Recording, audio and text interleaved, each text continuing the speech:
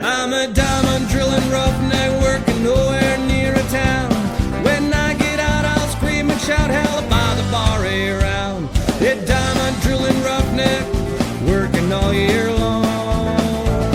It's time to raise your glasses to the diamond driller song.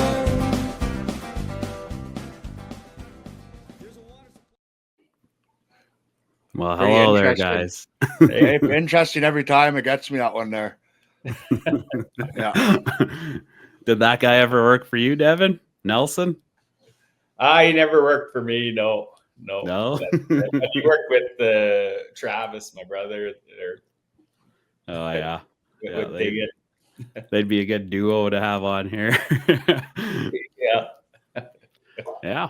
So I guess we'll do a little different format today. We have Devon Rank, owner of Top Rank Drilling. He's going to share all his crazy stories with us, and he's probably got some about Brent too, since Brent, you spent some time over there as well. Yeah, I spent the season with Devon there. Yeah, I actually just met him there a few months ago for the first time. Oh, okay. I guess that happens lots. You get comfortable with the texts and the phone calls, and you're like, oh yeah, I know him, and you never actually meet face to face. Yeah, he just tracked us down here. He showed up at the shop one day for a visit. So hell of an operation, boy. Yeah. Yeah, it's hard to turn a guy away if he just shows up, eh? Yeah. Yeah. So I guess for people that don't know you, Devon, or don't know Top Rank, maybe I don't know if you got a couple things to say about yourself. How long you been in the industry, and kind of how you got started in this? Well, I like right out of high school, I took off to BC, and I was working for Aggressive Diamond Drilling. Mitch McClellan. He was based out of Kelowna, not the one out of Saskatchewan. Oh, okay. Yeah, but ended up being my brother and my dad were working for him, and and I ended up being Mitch's helper, because my brother had to come back for harvest. And he was looking at retiring anytime. So he told me to stick around and put my time in, and he had helped me get going. So, yeah. Oh, really? So you kind of dangled the carrot in front of you, like that's right off the start? Oh, yeah. Yeah. So, I worked for him for a couple of years, off and on. When worked on the oil rigs when things were slow, and and then in 2006 he lined me a contract up in the Yukon, and I just started subcontracting through him. That same year we ended up buying a second rig at Homestake Ridge in BC, and we ran that program for about 5 years. So. Oh, okay. I actually worked up there as well. I probably had the biggest shifts on site all time. No, that was probably the guy I was working for right now is just rolling his eyes like, oh yeah, I'm sure. It's all right. I think I think you left the most steel in the ground. Funny thing about that camp, I don't have like a whole bunch of memories, but one of them was you get your work bag together, and you're like, I don't know, here's 2 pairs of work pants or whatever. You got to fly around, right? So you don't bring everything. And so I bring my work clothes, and I guess I only brought like 1 pair of work jeans. So now I go out there and end up ripping them, and I walk out of the dry going to work. I'm like, oh shit, I need something. So now the chopper's running, run back to my tent, just grab a pair of jeans out of the bag, take them out to the drill. And then when I put them on, they were like, I don't even know. They might have been like some girl's jeans that had been at the house or something, because they were like skin tight. And like we're stringing this hose line, got to step over the trees and everything, and I can't lift my legs. I'm just bending like my knees sideways to get over all the deadfall. But yeah, I always think about that one. I kind of double check all my gear ever since Yeah. that one. Oh, But, I've seen a few times I go to the rig and the guys are wearing, I've thrown old shirts and stuff in the rag bag, and there they are wearing them because they ran short. So Yeah. yeah, you find like a tank Good old rag a shirts. bra. Yeah. Yeah. Yeah. And then that same guy, probably when he's going home, you're listening to him in the bar or something. He's telling people like, "Yeah, I'm the hardest guy around," and you're just thinking about him wearing that tank top.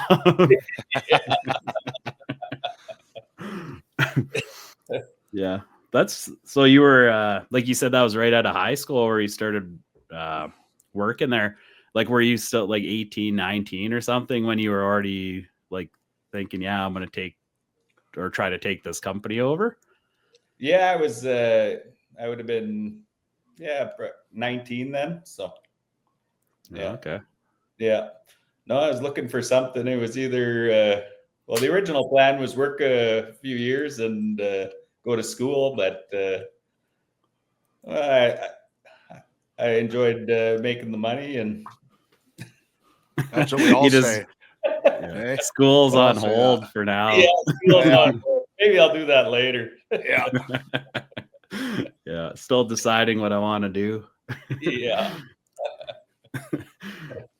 Yeah. Well, it's kind of crazy to think. Like, I don't even know what I was thinking about when I was 19. I think I was a pro wrestler. Yeah, in Winnipeg. But what about you, Brent? When you were 19, like Devon's thinking, I could own a business. What were you thinking about? Yeah, I don't know. I was underground at the time. I was 19, man. I didn't think about much. Nothing like owning a company for sure. That's for Yeah. sure. But I don't know. I was 19 doing 19-year-old shit. Yeah. I guess it helped though. Like if maybe back then if someone would have mentioned that, like to me that just seemed. I worked for Major as soon as I was out of high school, so I'm looking around like I ain't gonna own Major. It just seems so Yeah. unachievable to own that. But yeah, I guess if somebody mentions it, it kind of light a fire under you, or at least move you in the right direction. Yeah, Yeah. it definitely probably crossed the guy's mind lots when he's young, but you know what I mean? Like it says, it still does a lot of guys. It still crosses everyone's mind somewhere, Joe, but putting it in action is a whole different story. I was lucky because he was willing to subcontract and do my invoicing and stuff, so it was fairly easy to do, Yeah. and then even lined up deposits from the clients to help get going too. So that otherwise, I still had to borrow a pile of money, but if I had to borrow it all, it wouldn't have been able to happen. Yeah. Yeah, it's a pretty daunting task if you look at it as a whole. If someone's like, okay, buy the drill, buy the rods, find the job, whether you need trucks, all that equipment and stuff. But I guess it's like everybody else who moves up in positions, right? You learn a little bit here, like your helper. Hey, do you know how to use a Sharpie? Can you write on the marking block? Okay, you know that. No, let's teach them something else. But so you must you just picked away at that stuff then, I guess, like. Oh yeah, well, even just the original down payment, I ended up withdrawing everything out of all my Visa cards and everything. Just first, my banker looked at how much debt I had. Then I withdrew all my credit cards and gave them just awesome. all in. Yeah. I had but that was before the deposit showed up. I had income already coming in, but yeah. No, it's so wild to think. Anybody starting a business, like, I guess that's the way you'd want to do it. At least you start off young too, because you came from like a working background, so you're doing the labor part already. Like you kind of learn the operations, how to do them. Then eventually it's now you got to do like the office stuff or the, you know, reaching out to clients and being like somewhat of a salesman too. Yeah. Oh yeah. I was learning something new every day. Yeah. And So, and I had to go out and find some senior guys who to bring to sites with me, because when I'd show up and I'd say I was the foreman. Yeah. Yeah. So I hired some old boys who knew. Yeah. it's kind of a kick in the nuts, eh? You know, you do all these things and you're probably in your head, you're like, oh man, I'm really putting together a show here. And then you talk to some guy on site or a geologist and they're just like, really? You're the boss? I thought you were the helper. Yeah. Eh? Yeah. Yeah, I thought I was the big man at some mine. I don't know how old I was, but I walked in to get a hydraulic hose made, and this guy's like, who are you? And I was like, oh, I'm the foreman for this company. And he's just looking at me, foreman? You're too young to be foreman. And it just a kick in the nuts. It's like I've been doing all this hard work, and yet this guy, you don't give a shit about me. Need a big beard or something. Yeah. So was there any times like I guess how long did it take before you obviously took over that whole company, right? Well, yeah, like aggressive. I bought 3 rigs off of him, and like he sold to. He did this with his brother, Dave McClellan. He had Superior Drilling, who and he sold that to Dan Johnson, right? And then there was like Josh and Dan Hill. Like that's Mitch's brother-in-law. So. Oh, okay. So like you did the subcontracting, it got you going on your own, and you just picked up gear. You didn't necessarily buy aggressive out. Yeah, I didn't buy aggressive out. I just bought 3 rigs off him, and then he lined up contracts, and I subcontracted for the first be probably about 4 or 5 years. Okay.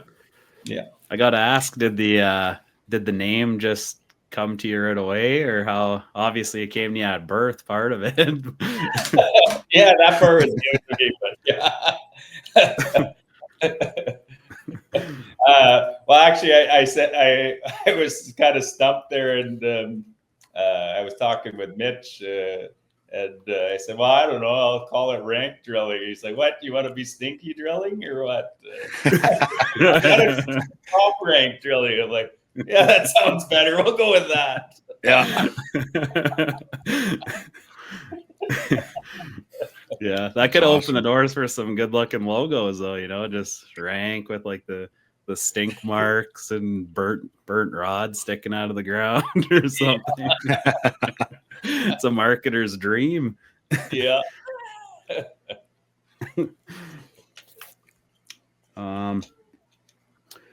Yeah, I guess I don't know, Brent, if you got a couple questions just about the early stages. I've always been really interested. Like every company owner I've talked to, they all have I don't know, they come from all different directions, like how they got started. Some of them it just fell into their lap. Other guys grind away forever. Your story is pretty cool. It's like a really like gradual one. It's impressive. You're so young though to even think about doing that. But one thing that like it was right when I bought my first drill, gold had hit like 400 an ounce, and everybody was chasing it. It seemed so. The work was everywhere, and now look at the price of gold. Yeah, it's crazy. It's crazy, man. Yeah. Yeah, it's wild. So what was your first drill you bought, Devon? I bought a JKS 300. Oh yeah. Yeah, and then it was probably like a 1970 I think Leo showed me a video of it moving it years ago or something up there. Tiny little thing. Yeah. And then my second one was another JKS 300, but I think Barry Hanslet had built it and then sold it to Mitch. Oh yeah. I don't. You guys must know Barry. No, I don't know Barry. No. Oh, okay. Well, he started building Zynex drills, right? Okay. Oh yeah. Oh right, Okay. yeah, Barry. Sorry. Yeah. I feel like I'm horrible with names. Then someone says, I'm horrible yeah, too, no, man. I do. Yeah. Oh yeah. Gonna explain, Was that yeah. like kind of like buying that same kind of drill? Was it more or less just to keep the same parts together, or that just became available and it? Yeah, well, I like those little JKS 300s. I ended up buying 3 more Discovery 1s from Multipower. That they were, easy to move and just little money makers. Those little drills. When people were willing to drill BTW and stuff, but. Yeah, you're not taking any PQ contracts, I guess. Yeah.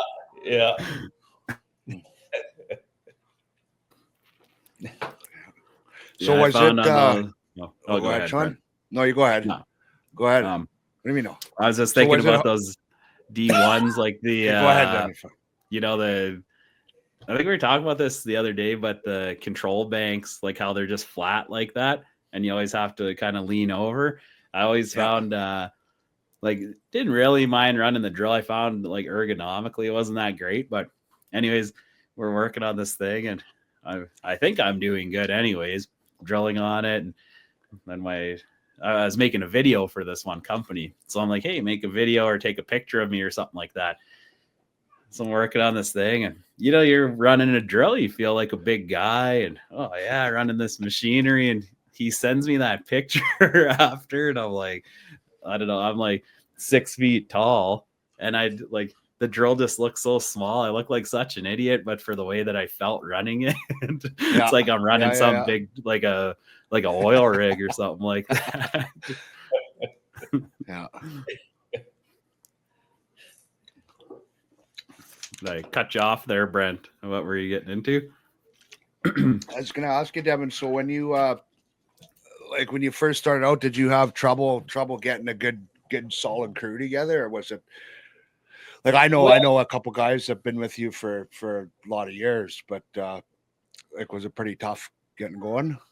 Well, I'm lucky. Like my dad's a driller, both my brothers are drillers, so they helped me out at the start, and Ste.Rose is right full of drillers. Winnipegos is full of drillers. Yeah, Winnipegos is And when you're right out of high school too, a lot of the young guys are going to the rigs to be helpers. So they were all my buddies and stuff that came working with me. Good. Yeah. But a lot of them are still working with me. So yeah. What did your family think? Like if they're all involved on the drills, and then you're like, hey, I'm gonna kind of go a different direction with it. What were they thinking? Like you're crazy or what? Well, yeah, they said, well, they said, Giver, it's not like I had anything to lose. Just those maxed out credit cards. Maxed out credit cards.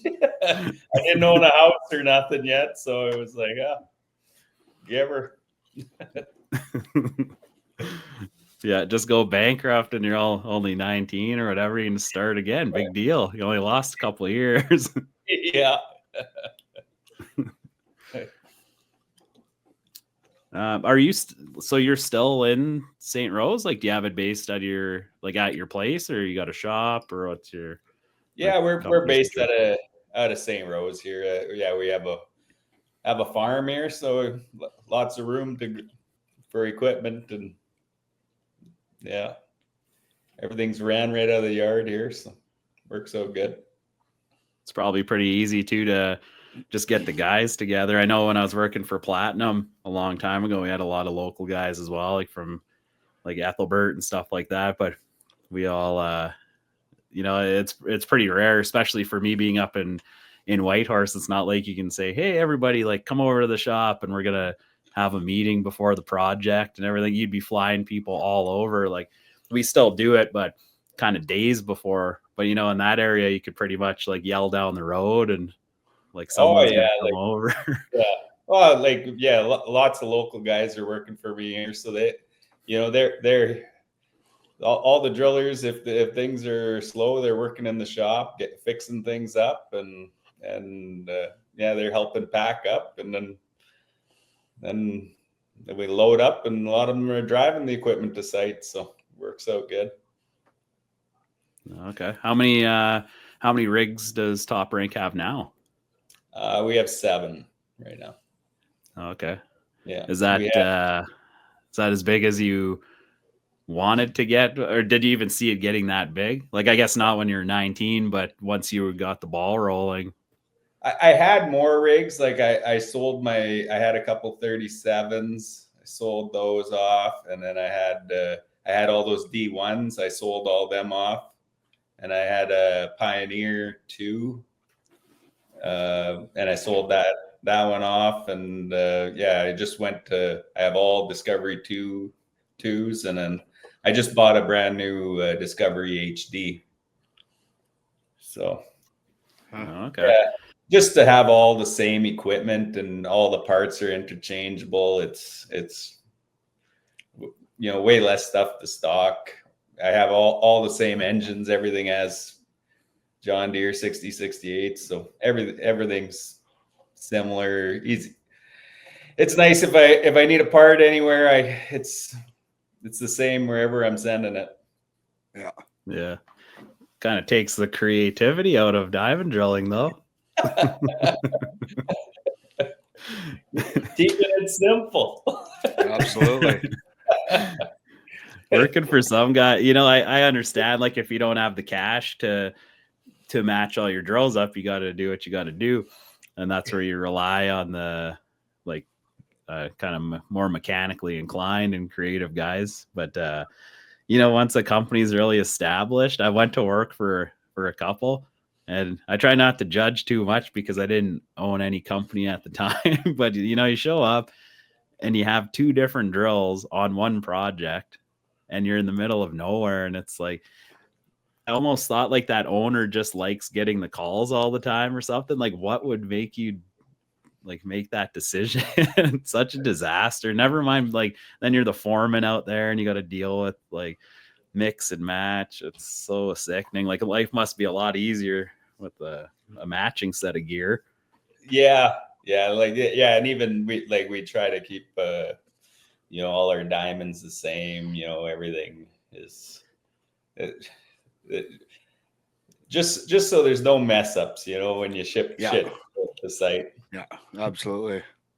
But we do operate one rig up in the Arctic as well that is a client's, and we have a D2 there and they have an A5 there. But that like the drill heads are the same, foot clamps the same, downhole pump. It's just your hydraulics you gotta kind of look after. Yeah. Well, it's not like anything ever goes wrong with those, though, eh? Oh. Where did the I always like kind of keeping track of the old gear jammers, or if you hear them. So where did you sell those off to? Did they stay in Manitoba, or they were out wherever and you just left them? I sold them to Mike Bastable and Kevin Norbert. Yeah, so 518 has those babies. Okay. I think he still got the 37 there sitting in his yard. Mike does. Yeah. He was actually running it not too long ago, he said. Oh, yeah. I think Kevin sent me some pictures of it turning. Yeah. They love them. Them two love them. They love them gear jammers, boy. I always thought working on those, like, I still think the same thing, that like people called them unsafe all the time, right? And I could see, yeah, being up in the basket, okay, you're working at heights and stuff, but I mean, if you're pulling 20s out the door, working on one of those, I still don't think it's a more dangerous drill. Like, I mean, if you put a 10-foot stroke on a 37 or something, it'd be a pretty damn good machine, I would think. Oh yeah. Oh yeah. Oh yeah. Pulls rods twice as fast as hydraulic drill. I hated being up in that basket on a stormy day. I don't know if I hated being up there more in the cold or like coming down to change the bit, and then the driller, like, because he's like, you're working your bag off, not that he's not doing anything, but he's at least warm, probably not sweating as much. You go down, change the bit, and they're always like, oh, let's have a coffee or have a sandwich, and it's so fucking cold. Yeah. Now you got this big chill, and he's like, all right, partner, better get back up there. Get back up there, yeah. Yeah. Yeah, I remember being up in the basket there, and I was coughing. I had a cold so bad I was coughing, and I'd puke out the basket. And my driller's like, "You got to go to the doctor and get something for that." So I went to the doctor, sat there all day, and the doctor told me all you need is some rest. I'm like, well, I sat here all day and I got to go back on night shifts right now. So that's always the thing the doctor says, you know, if it's not a crazy thing. I got some steel in my eye before. I was on a gear jammer actually drilling night shift. Of course, we didn't have the drive shaft guard, and you get so used to looking at the thing spinning, you don't even think it's dangerous. But yeah, I don't know. I kind of looked down there, a piece of grease and steel went in my eye, and then it was messing me up. Like in the morning, I went all day like that, but I found when I was in the sunlight, my eye was like swelling and hurt. Go out for night shift, feels fine. Now in the morning, it's even worse. And I'm like, they flew me out to, I think, Red Lake or something like that. They do the flush the eye and all that. But yeah, same thing. Like, well, what should I do about it? They're like, well, put the drops in, but really rest it, like try to keep it closed all the time. And same thing. Well, yeah, I'm working night shift here tonight and I just spent 5 hours in Red Lake. So that's it for the rest. We should almost have, just thinking of gear jammer, you should almost have a section on the show where we, you know, somebody finds one and you just scrape the paint off of it and see if you can count the different colors it's been. Yeah, so many times she went through the. Yeah.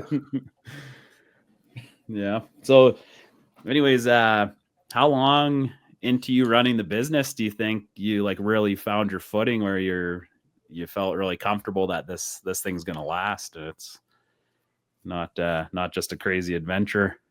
Oh, well, yeah, like things were going really good right until like 2012. Then there was a little crash in the markets there, and you know, I had probably 3 clients that just couldn't finalize, you know, their last invoices, and you know, I thought things were going really good at that point, and then you know, at that we struggled and had to refinance some stuff, but yeah, in the last like 4 years, yeah, definitely things have really you know, been steady and got some financial freedom now. Well, that's probably because Brent was working there, eh? Well, exactly, yeah. Yeah. Yeah. Yeah, when he's there, like I think the wrinkles have left my forehead. Yeah. No midnight calls with the rod stuck. Yeah. that you know about, eh? Yeah. Yeah. That's what I was gonna say. Tune into the show for a few more episodes. You might learn something about your company. Yeah. He'll get them out. Yeah. Yeah. Do you think that was like just that downturn? That must have been like, just in terms of struggles, you figure that's probably the biggest struggle. or at least one of the more worrisome times? Well, yeah, well, yeah, that was stressful. Yeah, like we were lucky though. Like we were able to keep working through like the recessions. We had some good contracts, so at least we still had income coming in. So, and in the end, all those guys ended up coming up square. So it really worked out in the end. Yeah, sometimes she takes a while to square up, as long as it happens, though. Yeah, yeah. Probably the biggest struggle, was right at the start, getting started. I was out there working all the time. Tammy was back home. You're working night shifts and then doing my papers during the day, and we didn't see Booking much them flights and Oh yeah, she was booking flights, ordering parts that she had no clue what were. At first. Yeah, that's the thing, like family business like that. You're really like just at a normal company, you're kind of jumping around doing everything. But if you're like it's a family one, you're getting out of your realm for sure. Oh yeah, and back then, you had a global star, a giant paperweight that you'd get a 15-second call to make your parts order. I remember you could text on the it's the Iridiums. I mean, they're still around, but Yeah. I don't know who I was working for. I think Rodrin or something. Grabbed this phone and I realized you could text, but it was what'd they call that? Was it T9 or something where you had to press like just to get a word. Yeah, 3 times to get C or whatever. Yeah. Oh yeah. But yeah, I remember you're out there for 12 hours. You got a lot of time things are going good. You can send some messages. I used to message guys back home and like kind of fuck around with them because they don't know that number either, right? Yeah.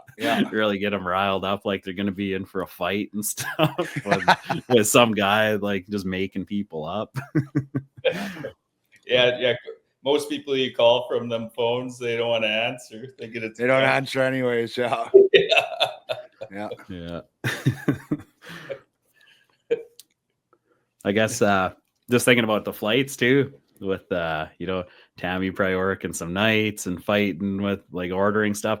I was gonna say, like, a good thing the guys always catch their flights and you don't have to battle with that. That's one thing about diamond drillers, like never miss a flight. Yeah, well, they never miss a party anyhow.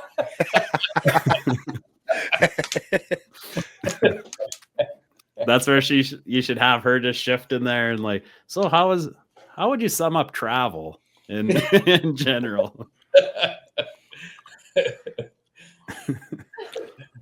I think all our guys are scared of Tammy. They don't miss their flights. She books it, then they text you when they miss it. And then that's usually how it goes. Yeah. They're pretty wise. They just go to the airline and usually the airline helps them out before they call Tammy.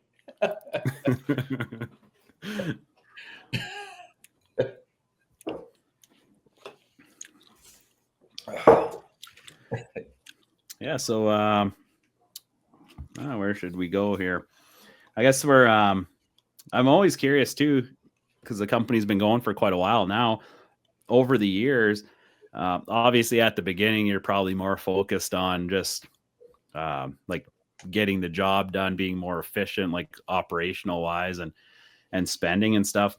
But where do you, if you had to sum up where your main focuses were from the start of the business and as it kind of grew to where you're at now, like where what do you think were the most important things along that journey? You can start about now or when you were first starting. What was goal number one? And at the start it was it was just basically me on the rig, just we had a real skeleton crew, so the same guys would pack up the rig, get and be hauling it out there and running it and now we're sending out multiple drills, flying in crews from everywhere. So, it takes a lot bigger team these days. The girls are in the office booking flights, and I'm ordering parts from everywhere, and we got guys working in the shop, packing up and lining up trucks. It's a lot more hectic now, but Yeah. it was Yes, easy. Yeah, it was easier when I would just go and just run that one rig. You're worried about like the 2 crescent wrenches that you own. You're like, I know where those are. Yeah. You're just watching that helper. What did you do with that wrench? Yeah. Yeah, I guess as you go, like you're saying, you probably, how'd you learn to really spread out? Because you obviously can't be in charge of everything, like micromanage every little aspect of it.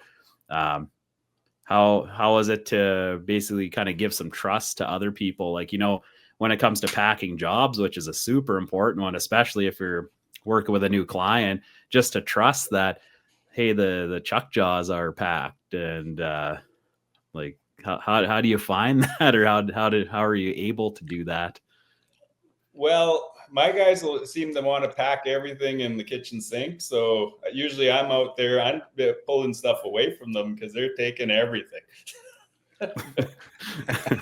Probably digging in your house for stuff, grabbing the toaster oven. Taking a toaster, yeah. Yeah, taking the Starlink off the house. Yeah, we could use it at the rig. Yeah.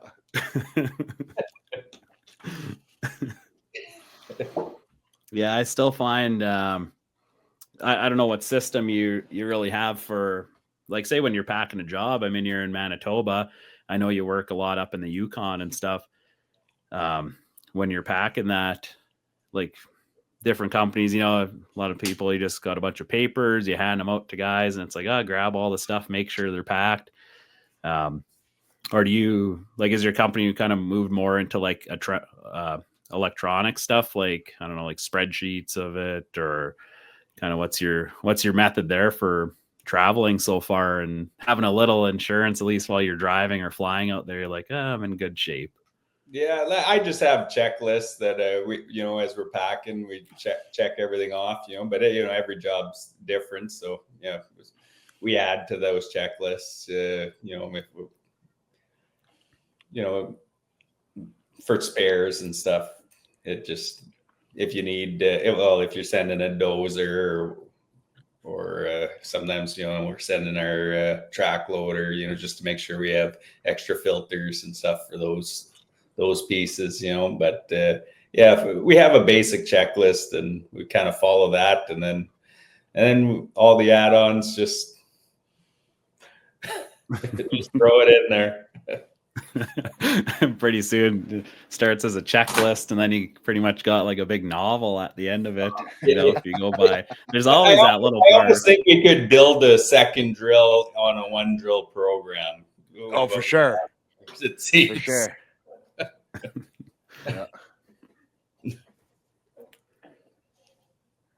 Yeah, we got I guess just to go along with that, asking you more about the struggles. Now you kind of found your footing. Like, I guess even up until now, like, what would you say is the biggest success of the company, or what you're most proud of with it? Probably just that, we've maintained a lot of the same clients throughout the years, and I have staff that have been with me right from the start. So it's, just kind of, it's an accomplishment that we're able to have good guys that stuck with us, and, you wouldn't be able to build a good business without, or a good drilling company without good drillers. So. Yeah. How do you, that's probably nice. Even Brent right now, I can see him. He's like, yeah. She's pretty good. She's pretty good out there, not gonna lie. Yeah. But yeah, I always thought that'd be, doing this podcast, it's kind of cool. Like, guys who work for you, I'm sure, are going to be listening to it, and It's not very often in drilling you get a pat on the back ever. Like, even leaving a job, you worked your ass off for 6 weeks and went out of your way, and then they're pretty much like, "Oh, here's your flight, don't miss it." And the pat on the back, I guess, is getting called back. That's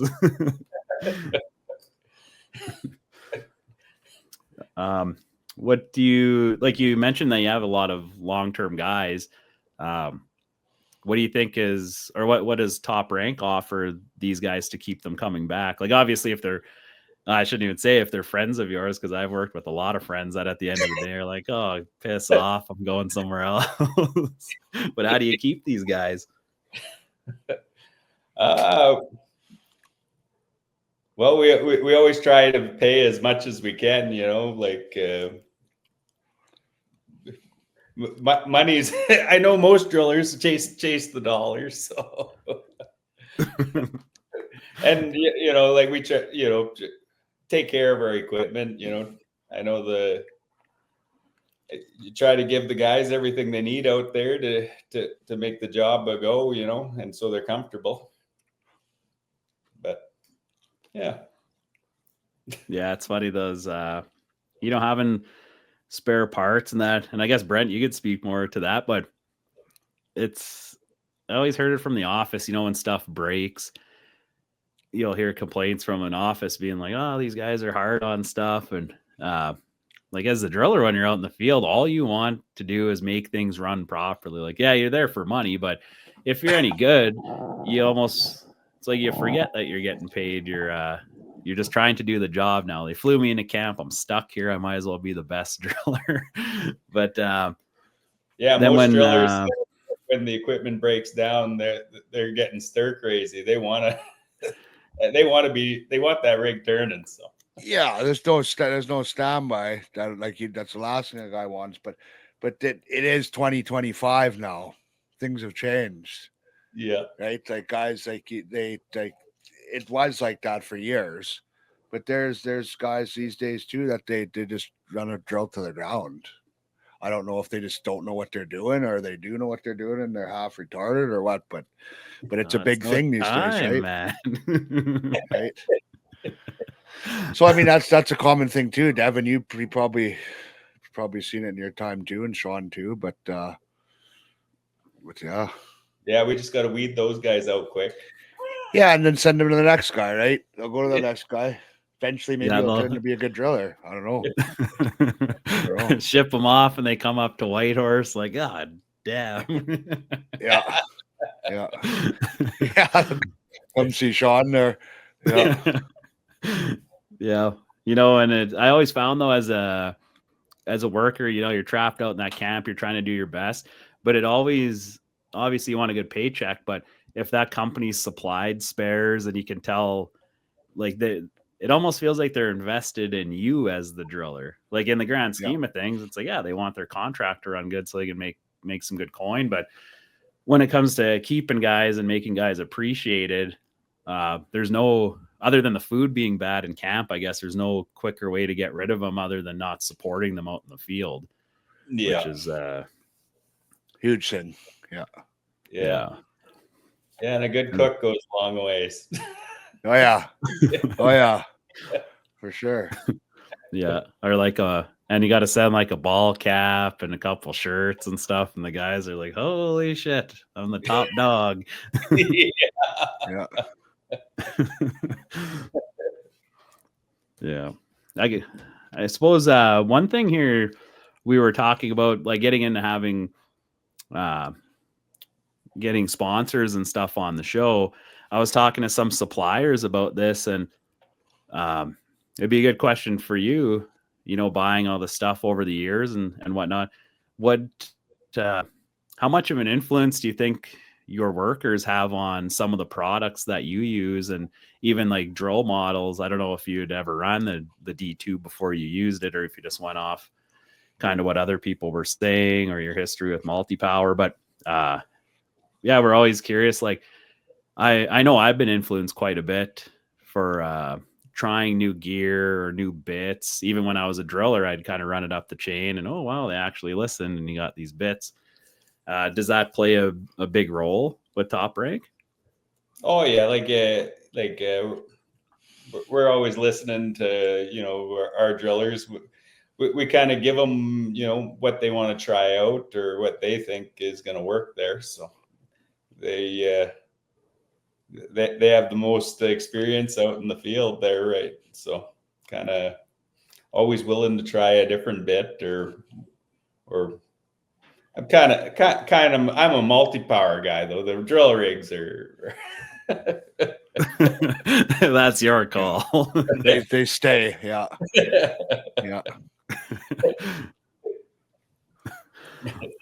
Yeah, I found that I can't remember what bit. It was some 40 bits that we were using, and I mean, at this particular project, I knew that I was drilling the most, and like but good bit life and stuff like that. So I thought like my opinion on the bit should be pretty good, and then but I'm not gonna squash anybody else's. But it was my cross shift for a while actually, and he's getting like maximum 30 meters in a shift, and like maybe that bit makes it like or else it's gonna get 3 more meters for me and then it's done.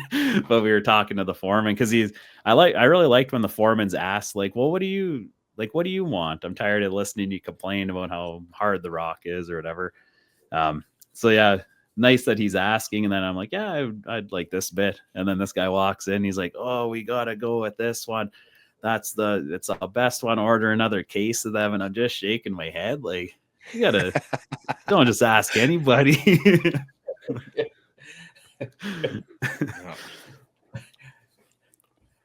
How do you it's kind of a funny question, but how do you handle having all the best drillers in the world in one company? So you've heard a lot about us then, I see.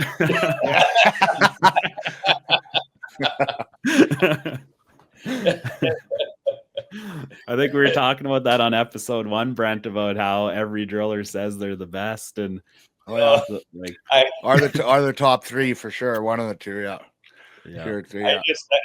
I just met a guy a while ago, and he was talking like he was best at this, best at that, and I said, "You must have been a diamond driller at one point, right?" Did you? Like, yeah, I was. Yeah. That's funny. Yeah, it's wild that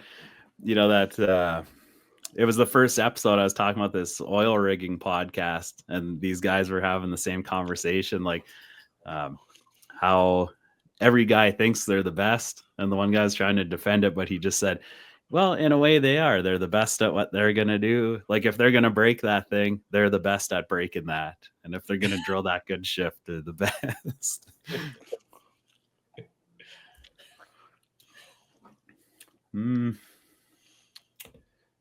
Yeah.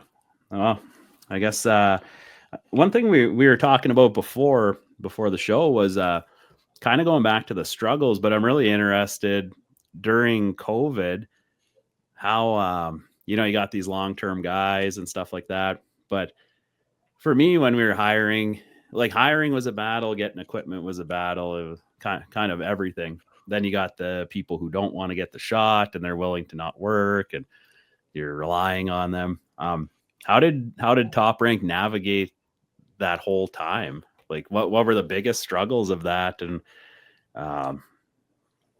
just tell lots of stories probably from how it went. You were obviously working during the whole thing as well. It was pretty busy.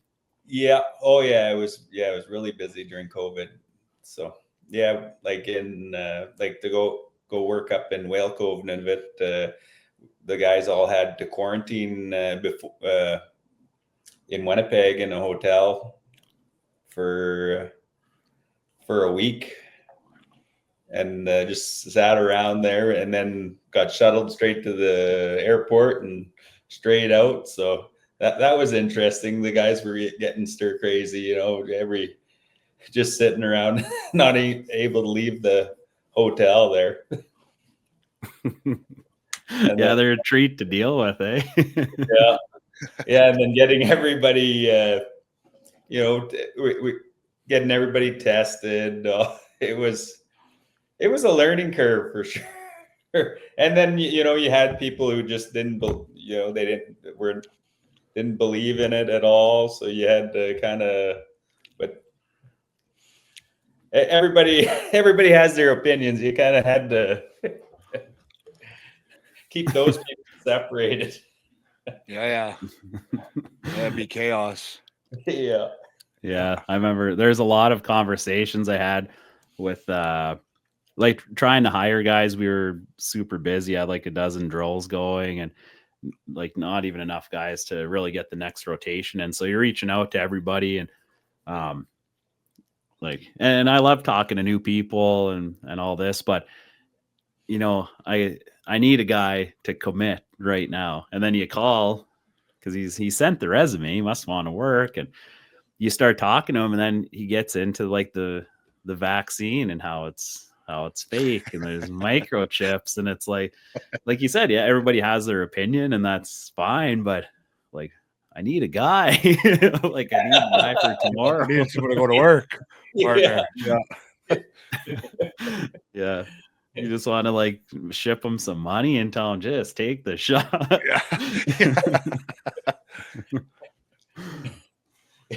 I guess. Yeah, it was definitely a struggle, to find people that it eliminated a lot of the staff, for that period. Mm-hmm. But I guess the way things turned out, maybe getting the shot wasn't the best idea because those guys really only missed like kind of a year of work and everything's back to normal, I guess. Yeah, we had a case and the guys had to quarantine in hotels in Quebec too. Anybody who was exposed to those guys too. Then I was getting phone calls with boredom because that was a couple of weeks of quarantining. Oh yeah, I bet. Yeah. During COVID, Brent, were you stayed busy that whole time? Yeah, I was actually up in Springpool and we kind of got stuck there. And then I was off, man, for probably only 3 weeks. But Okay. but they sent us up for long hitches. I think we did 6 or 7 weeks at a time during the time, right? But yeah, that plane flies over camp and they just kick the pallet of food up. yeah. Yeah, It was pretty hectic. There. It was pretty hectic, man. Everyone with all their masks and hand sanitizers. Should have went into hand sanitizer business there. Would have been a millionaire. I was in Oxford House right when it was announced. I was like, oh, I think we're pretty safe here though. So yeah. Then someone's walking around. Yeah. I don't know. I can't remember the whole timing of it, but I was up in Lynn Lake working, and this is like November, December, super cold. I was foreman there and I got like really, really sick, but everybody in that camp got it like kind of one after another, all the same symptoms. And Lynn Lake, I don't even know if we could watch the news while we were up there anyways, but everybody got sick like that. And then we went home, and I think it was more into like end of January or February, March, where it really come out that day there. Yeah, that everybody was getting it. But up there, like I'm sure we've all been there, but maybe I just drank some of the water or something. I don't know what I got. It's important to have a good cook.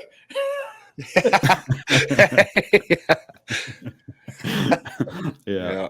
We had a pretty good one. I was telling the story the other day to I can't remember somebody the other day. Anyways, we were talking about bottled water, but when we were working up there, like they always said, oh, you should bring your own water and whatnot, with the mine being so close to town. So I ordered like a whole skid of water, and we're staying in I think they call it the Bronx, like the little kind of hotel or apartment building there. And these most guys, like you're fine sharing a tent or a room, but if you're on opposite shifts, well, it just worked out where my fifth man and a helper had to be in the room at the same points, but it's like a big hotel room. Like they got 2 big beds, there's space in between it, but no, it's not good enough. Everyone's complaining. And so I ended up taking that whole skid of water and I just, I brought the whole thing in and I just stacked it right to the roof in between the beds. So when you look across, you could just see like a little alien figure moving there. And like, there you go. Conflict resolution. Obviously they weren't used to going to the prospector tents. Those guys.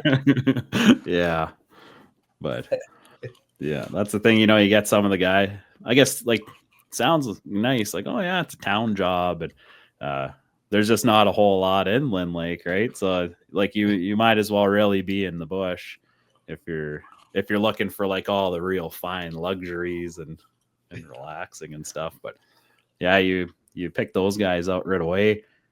How do when it comes to hiring, you think you've gotten a lot better with it? Like I like to imagine every owner must have the one story of like the worst guy they ever hired. But just for like kind of weeding these guys out beforehand, do you have any kind of tips or tricks that you do to get good guys right off the hop? Well, usually I ask all my current guys first if they have somebody they want to bring, or if they know of somebody first. You know, I try to hire within first, and then once I have to go to resumes, then I'm really check references, because and even if I've had experiences where a guy worked out really well in the past, but their life changed over time and they have new problems.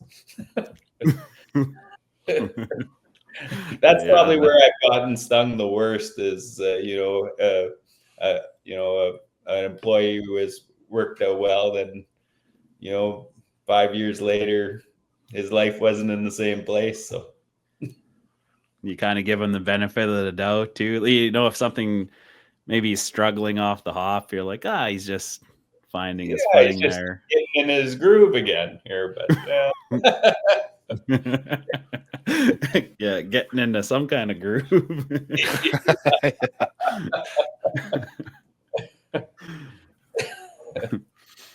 Yeah, I found it's always a tough one to hire.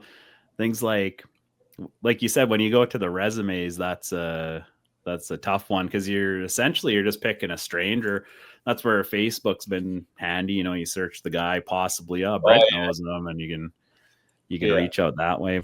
And I don't think a lot of guys really think about that when they apply. Even just looking at their Facebook pages and seeing, yeah, you can narrow it down pretty quick, I imagine. Oh yeah. I wonder how many jobs I didn't get for people going on my Facebook or something back in the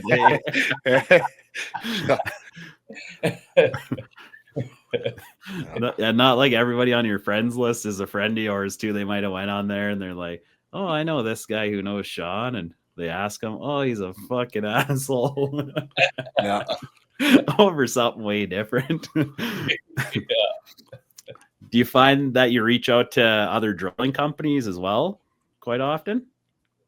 Yeah, sometimes. There's other owners who are friends too. So we share guys. If somebody's slow, and you want to keep the guys going too. So most drillers hop around, to stay busy. So, You ever, you don't have to name any names, but did you ever get bit like that too by, somebody, I don't know, maybe Brent, or you ask Brent, he's like, oh yeah, he's a good guy, because they're friends, and then he comes aboard, or another drilling company, when things get busy and guys are tough to get, I find it hard to believe everyone's fully honest. Like when they say a guy sucks too, you're like, maybe you're gonna hire him in a week.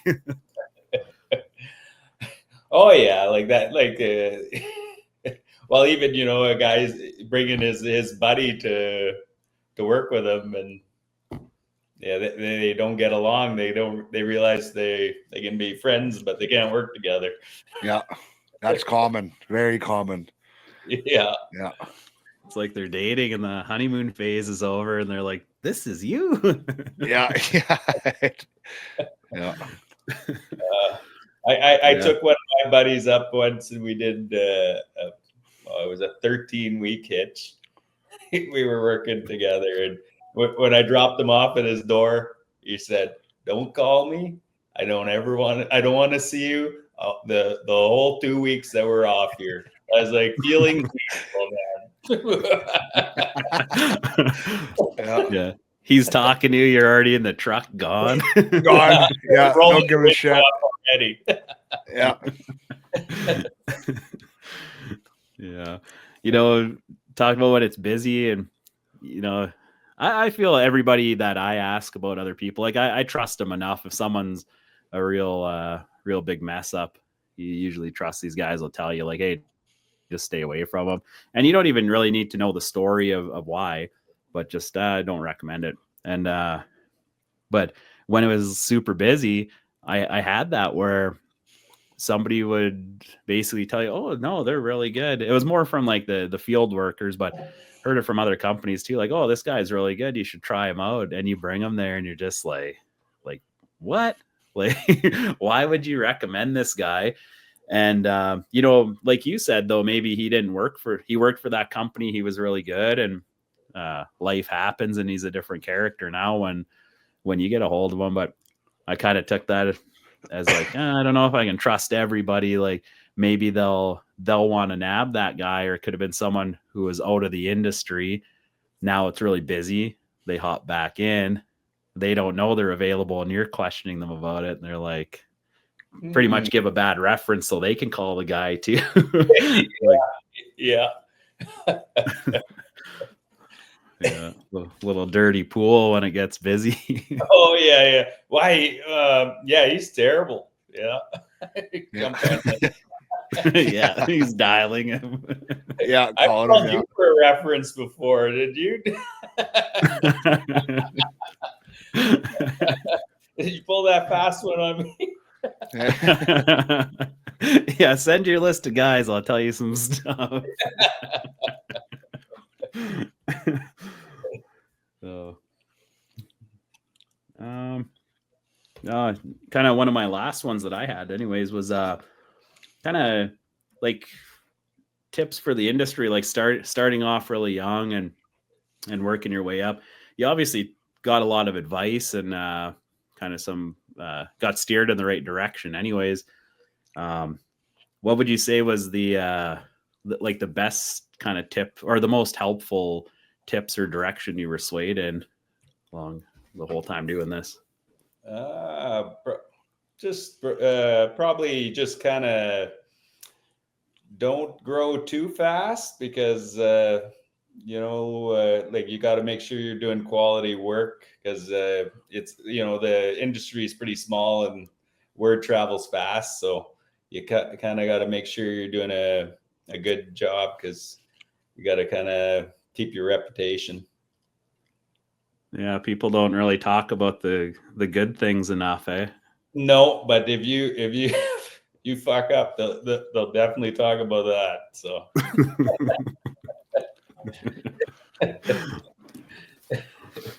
yeah, it's kind of the same as taking somebody's advice, like, should I go work for this company? And it all depends what that worker was like. Like I might talk to someone who worked at Top Rank and maybe they got smashed a truck or something and he skidded them. And then me not knowing much about the company, be like, oh, how is it over there? Oh, it's fucking horrible. As a driller, I heard that lots. And, yeah. Why aren't you working over there anymore? Then they'll just like, Yeah. Oh, it's not me, it's them. Yeah, I cut too many meters. I haven't heard of anyone getting fired for that, but maybe it happens.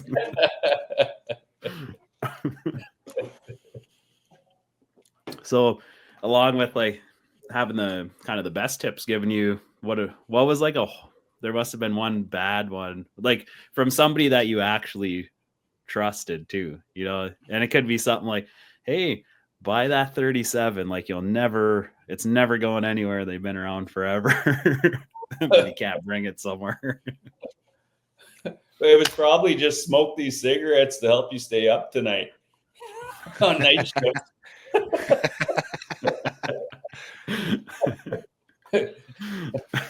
That's a long lasting one too.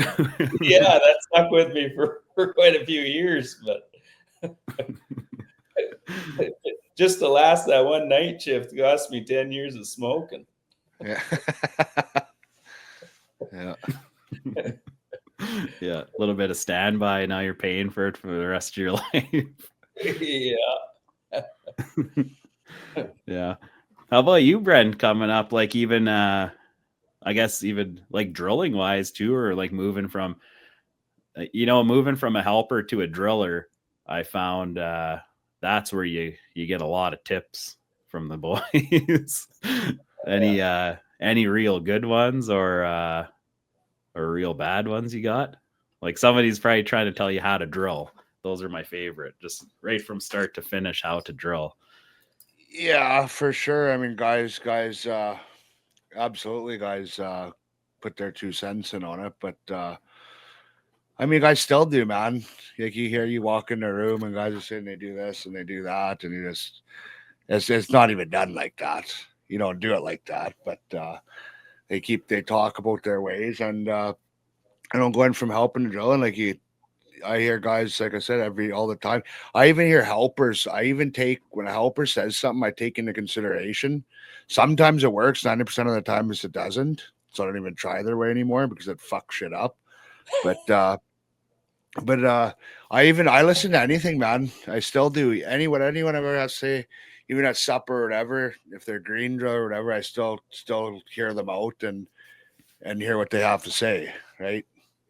Because I still do learn lots of stuff, even though I got a lot of time drilling now. But or sometimes just talking about it reminds you, oh yeah, I used to do this. It's just or when guys even like you know better to do. We talked about this before, Sean. You know better not to do it this way, but you just say, I'm gonna try it his way, and you do it, and it just fucks shit right up.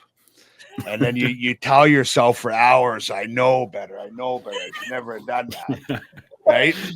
We were talking about that. Just set the water off and go for it. Yeah, right. And you tell yourself you know better, and then you fucking spend hours fixing your fuck up that the partner says to do. Yeah, it's like watching that old splice go into the hole, and you're like, I'm gonna change that one. Get her next time. I'll get her next time. Yeah. I remember sending a text. It was to actually, it's funny, the helper on the other drill. I was working for Rodrin or something like that. But buddy's working for a different company. We were up in Snow Lake, and we're both on night shift, so we're right around town, got cell service, and which is like real treat. You're on it all the time, and I think he was down deeper on a gear jammer, and he was asking me how to sharpen in third gear. Because myself, when I drilled on those, like I didn't do many like deeper holes at all. So I'm like fourth gear until it don't spin anymore. Then I'll go to third. Like I'm not drilling in third. So anyways, he's at this point, he's drilling in third now, and he's like, how do you sharpen this thing? Rock's a little stiffer there, and he's down deeper in the hole. And so he asked me what to do, and I don't know what I texted it. Like, and I was not in a position to even be given advice. Like I'm drilling these little like 150 meter holes, I think, with this 37. And anyways, I'm like, well, I'll try to help him out. So I send him a text here, step by step, what to do. I don't know if one of the service wasn't the best. Maybe one of them didn't even go through, and he just skipped from 1 to 4. But it was Nelson Little who sings the intro song. He was helping on that drill, and I was texting him and my buddy Tyler. But anyways, he smoked the bit off, but didn't tell me like, oh yeah, things are going good. But I got a text from Nelson, the helper, and he's like, or sent me a picture, and he's got the harness hanging on the wall or something like that. He's like, yeah, go. Or he wrote part of the Diamond Driller song there, something about like when Tyler's bit went down or something. That he's yeah. And then Tyler ended up sending me these pictures. I'll have to ask Nelson if I could show them one day. They're hilarious. But he's climbing the tower, just wearing his rubber boots and underwear with the hard hat on in the wintertime. And yeah, I always remember that story though, like trying to give him the good tips, and I'm just sitting there drilling away. Now you hear all the bit fucked up. You feel partially responsible. Then you get the stupid picture from Nelson, and they're pulling out like 1,500 meters of rods. Yeah.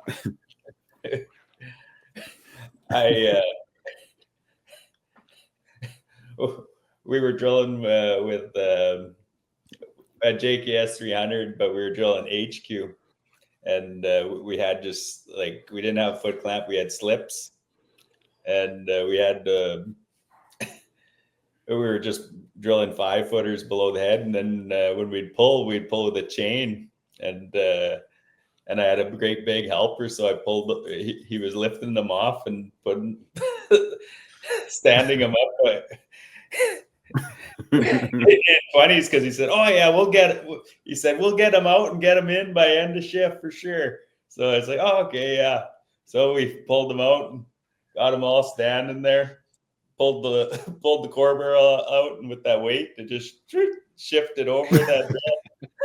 We had to lay it. I think we got one rod out the door, and it was shift change, and the cross shift was Travis, my brother, and his helper was a small little guy, and he looked at those rods then. They had to lay them all out, crack everyone on the ground, and Yeah. I wasn't popular that day.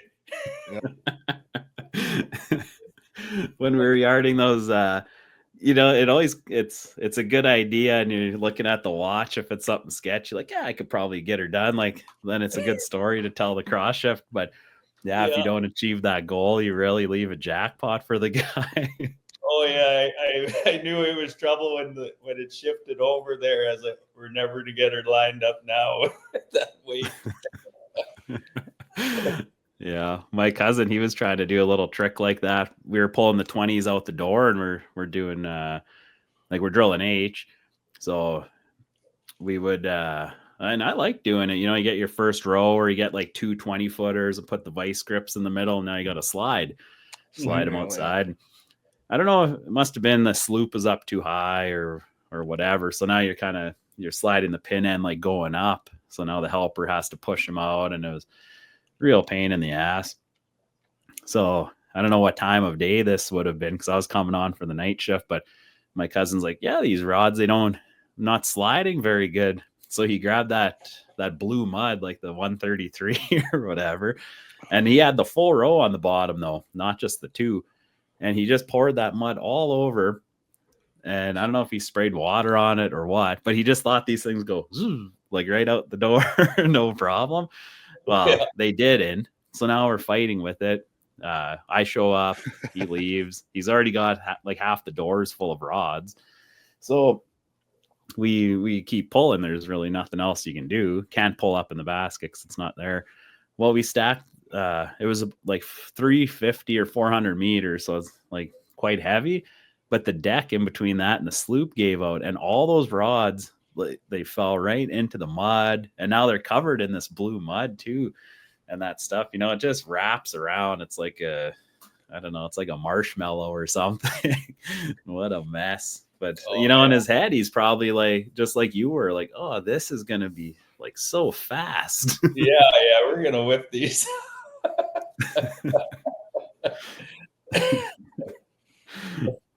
Yeah, I'll have to ask Travis about that one. I bet he didn't forget. No. He must have left you a couple though over the years, I would think. I was probably better at leaving him jackpots than my other brother Derek, I cross shifted him for 7 weeks, and I had a girl for a helper, Candace, my cousin, and for 7 weeks I didn't do one bit change. I would drive it. I was, cutting 100-meter shifts, and he'd come in, drill 1 or 2 runs, change the bit. Yeah. And that happened for 7 weeks straight. Hope you got him a nice Christmas present. Yeah. Yeah. Yeah. I don't know, Brent, do you have any more questions at all? I don't got too much. No, I think you covered it all there, partner, pretty well. I guess it's a little different, like you guys already know each other, so it's kind of weird to question a guy you've probably had the same conversations with. I know I'm pretty good, I guess, kind of. I met him there and worked for him, but I don't really got much. I mean, I ran his drills there and see his operation there is pretty good, and I just know how he operates, so I don't really got too much from there. Yeah, it's funny. Back in the day, I even being from Winnipeg, I knew all the guys from there. They worked on the drills. No one really talked about it. So my first job was up in the Northwest Territories, and it's kind of funny now. I could have drove an hour away and just got a job. I think there's a company out of Pine River, and there's Bodner and stuff in Ste.Rose as well at the time. But yeah, just knowing nothing about drilling at all, it's oh well, the only option is to go work up in the territories, and then you're driving home and is that a drill? You start recognizing all this stuff. Yeah, all over the place. Yeah. So how was I guess down the road, where do you see Top Rank? Do you want to grow bigger than where you are, or I don't know, just whatever it takes to take care of our clients that we have. I just I'm not out hunting for everybody's contracts. I just want to keep my guys busy and kind of maintain where we're at, and keep upgrading the equipment, and just yeah. Do you have you must have kind of a right-hand man, or you got a few people really helping you out to kind of spread some of the stress out on? Yeah, I got a good bunch of guys. Yeah, Brent knows them all. So. Yeah, awesome group of guys. Yeah, awesome group. Yeah, right on. I don't know if there's anything new and exciting with Top Rank, or just anything you want to push, or if you're looking for guys or anything like that. What's the hot news coming out of that end? Yeah, well, we're always looking for the good guys. Yeah.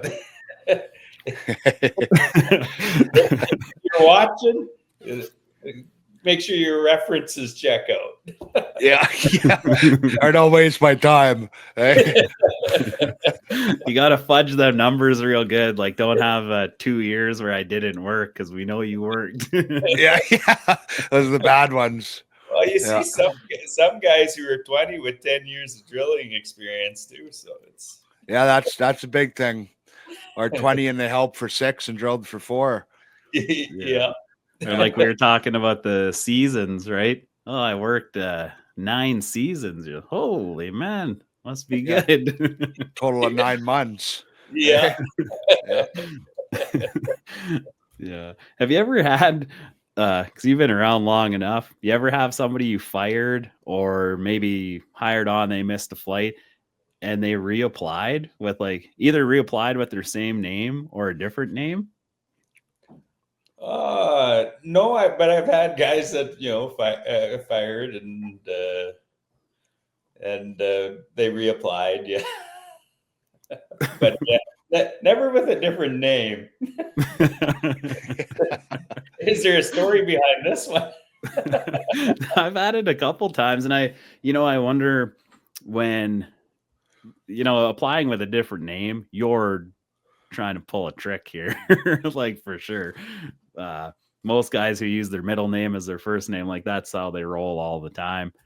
But I did have that once. A guy used his. It was as if he was using his dad's resume, but he had his dad's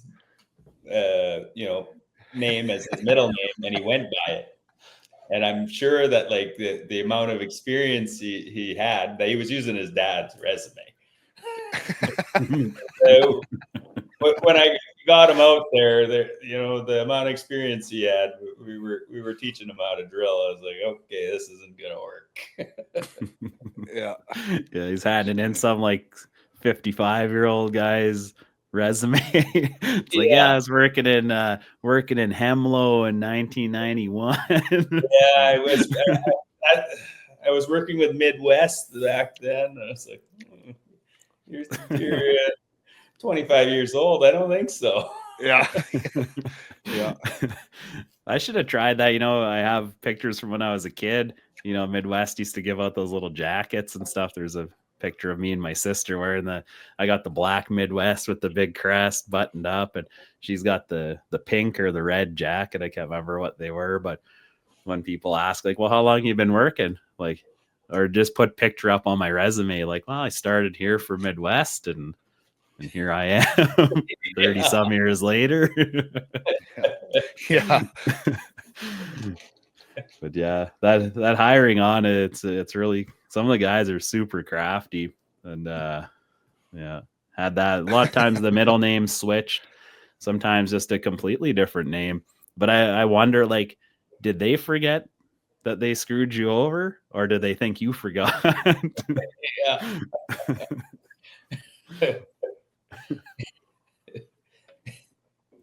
But yeah, that's pretty much all I got. We're already over hour and 22 minutes here. Not too bad. But I don't know if going to be 2 episodes here. Yeah.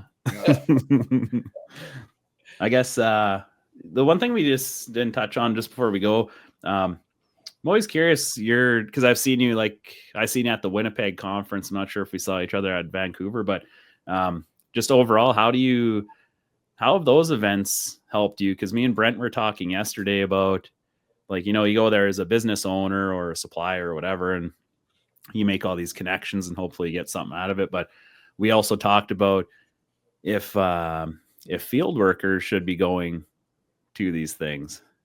I guess first off, like, how do you feel about the conferences? Do they work in your benefit? And then like, what's your opinion on that if a bunch of drillers and helpers were at these things looking for work, I guess? Yeah, like that it's I do see some drillers, come by and give me their resume sometimes, but yeah, definitely but if you're looking for work, it's a pain in the ass that it costs so much to attend them, Mm. But yeah, definitely those trade shows definitely help. It's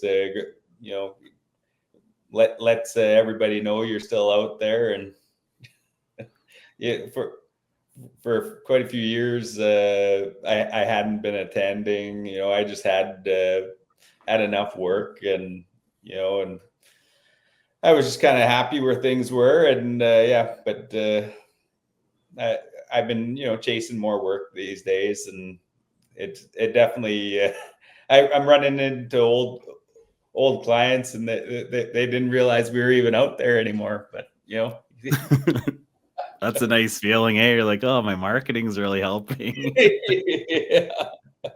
But yeah, it's definitely, we've been doing a lot more advertising and stuff, so it's definitely and it definitely shows on the amount of RFQs we see coming through, and yeah, like a lot more applicants too. People looking for work. So, but sometimes that's just the tale of how the industry is. If it's slow, then there's a lot more people calling.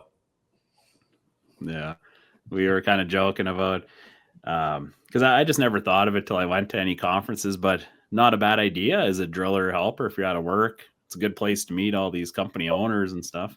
Oh, absolutely. Yeah. And then, but on the other hand, if like 20 drillers showed up and 30 helpers show up, I think these events would be completely different. It'd be rough when the free beer comes out. It's be a little hectic for sure. Yeah. Yeah. All right, boys. Yeah, unless anybody's got anything else, I think we could probably wrap her up, eh? Yeah, for sure. Yeah. Well, thanks for having me, guys. Yeah, thanks a lot, Devon, eh? Yeah. Yeah. Awesome. Really appreciate it. We'll have to get you back on here after tell some war stories about this summer.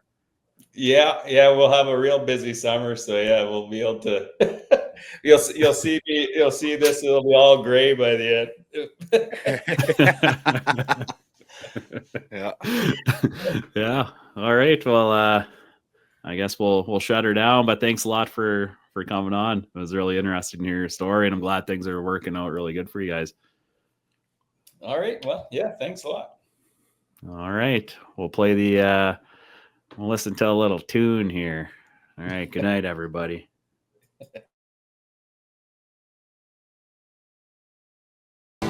I'm a diamond drilling roughneck working nowhere near a town. When I get out, I'll scream and shout hell by the bar around.